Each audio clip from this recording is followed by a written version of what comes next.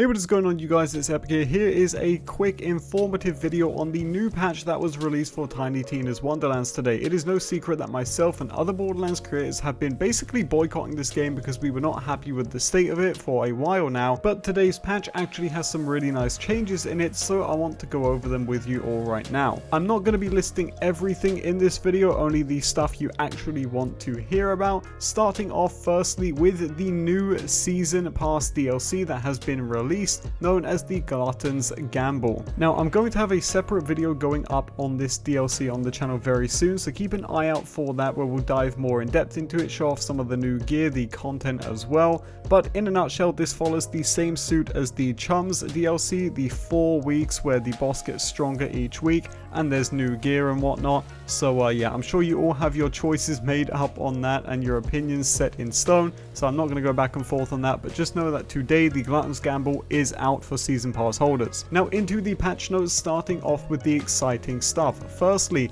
there has been special vending machines added to the loot room at the end of the Chaos Chamber. This is such a nice change, and I am so glad they finally put something like this in the game. But to top it all off, it says that each machine has a legendary of the week for sale that changes every Thursday. I gotta say, I really like that they've done this, and again, I'm so happy they finally put this into game. It is a change which in my opinion is long overdue, so good job to you there, Gearbox. Keep up the good work. Next up, it says mission reward gear is now more likely to show up in standard vending machines, but I want to make a note about this change which has been listed here. There is a lot of changes in today's patch notes which are not new changes. They are already changes which are in the game via hotfixes, like this mission reward change, and are simply being baked into the game with today's patch. The TLDR of what this means is that you will no longer have to have an active internet connection in order to get these changes. They will now be in the game permanently. The mission reward change right here is one of those. Now moving on, the Throwable Hole and many mission rewards can now drop as enchanted and can get enchantments. This is a massive change, and if you know me, then you know that I love the Last Right shotgun, and with this change it has most likely just become 10 times stronger, so I'm so happy to finally see this make its way into the game. Moving on, the Storm Surge melee weapon now also world drops as well as dedicated drop, and next up it says that the Threads of Fate would not properly heal Fate Makers while doing dark magic damage, but this has now been fixed. And this is actually a really nice change because it's something I also noticed in the past but was never sure if this was a bug or not, so I'm really happy to see it get fixed. Now a big change here, there has been an added enemy scaler for Chaos Chambers to increase the number of enemies that appear in co-op. Now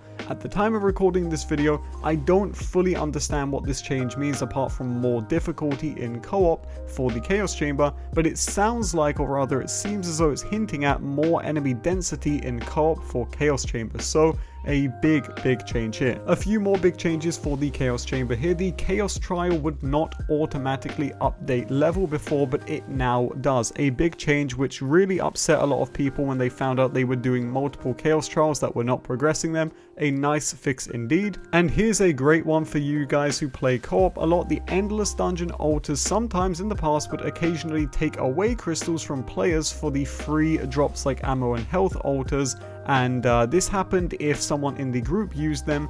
Everybody else in that game would have their crystals decreased, but that has now been fixed. A very nice change. There has also been various UI adjustments and improvements, so let's hope that that includes the bank, which got horribly broken in the first patch to this game. Now for the class adjustments, this is where a lot of the changes I'm going to talk about are already active in the game and are simply being baked in, and I will point them out as we go along here. Firstly, there has been a ton of bugs fixed with a bunch of skills in the classes.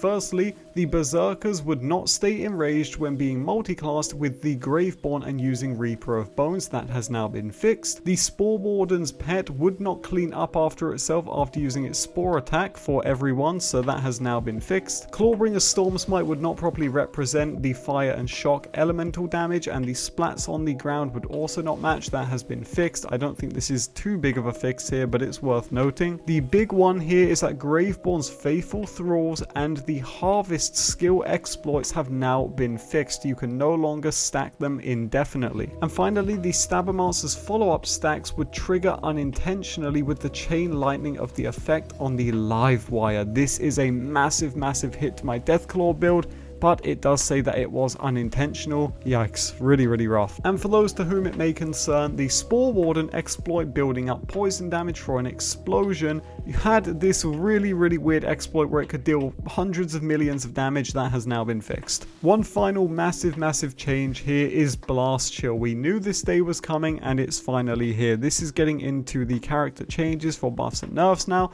but we are going to have to sadly start off with Blast Chill, which has finally been fixed. Gearbox say that the Blast Chill and the Blast Gasp skill for Graveborn could overlap and scale damage out of the anticipated range in endgame when they were combined with other damage scaling. So the changes here are going to be focused on making these melee attacks a bit more powerful during mid game and in Chaos Chamber. However, at the same time, these also sound like they are indirect nerfs to fix these exploits. They say that Blast Chill has been adjusted to award a chance to release a Nova on melee attacks now instead of all melee damage sources, which is surely going to be a hit to a lot of the Blast Chill exploiters out there. Now into some buffs here. The Savagery skill has been increased to do 6 per point of melee damage instead of what it currently is. This one is worded really weird, so I'll clear it up. Basically, in a nutshell, the Old Ways skill has received a 10% buff on total damage reduction. The Iron Squall melee attack speed has been increased to 4% per point in the skill. And now moving into the Spore Warden here, Wrath of Nature has been nerfed and now deals only 10% increased damage per point in the skill.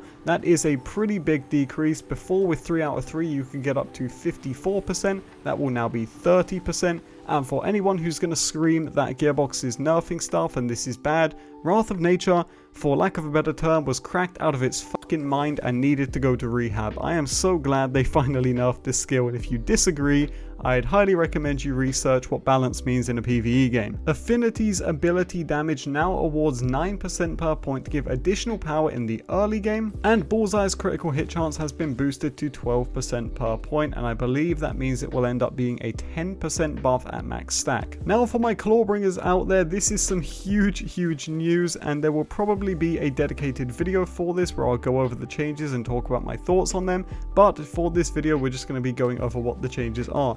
Firstly, Cleansing Flames action skill now does fire melee damage instead of just melee damage. If you've been following the Clawbringer for a while like myself, you'll know that Cleansing Flames is probably the worst action skill in Wonderlands hands down, in part because it only does raw melee damage and not fire melee damage, meaning it didn't get buffs from elemental damage boosts. This has now been fixed and this is a fantastic change. I cannot wait to make a Cleansing Flames build now. Let's hope this helps the skill out a ton. Now there is a lot of changes in the Clawbringer section which are not new changes. I repeat, they are not new changes. They were already in the game and are simply being baked into the game. Once again, meaning that you can have these changes in your game regardless of whether or not you have an internet connection. So when I list these changes out here, just remember these are not new changes. You will not see an increase to any of these things in the game. So that being the Ore critical hit chance and damage increase, the Dragon Aura elemental damage increase, the Oath of Thunder bonus melee damage increase, and the Firebolt gun damage increase. These are not new changes and are already in the game. What is a buff, however, is that Rebukes damage reduction has been increased to 4% per point, so that's a little buff there. Dedication's action skill cooldown rate with max ward has been increased to 6% per point, and Storm Breath's damage reduction has received a 5% buff, I do believe, going up to 15% damage reduction per point, even though it's only a 1 out of 1 skill. Now moving into the Graveborn, the Blast Gasp ability damage has been adjusted to 7% per point to compensate for additional bug fixes to the skill. I do believe this is a nerf, feel free to correct me in the comment section down below. The bonus dark magic damage on Harvest has been increased to 5% per point, bringing it up to 30% at max stacks, and Stain of the Soul has been boosted to 5% bonus dark magic damage per point also. Now unfortunately, some more changes here in the Stabber Monster tree which are already in the game and are simply being baked in. One of them being Ethereal Blade melee damage now deals 150% of your melee weapon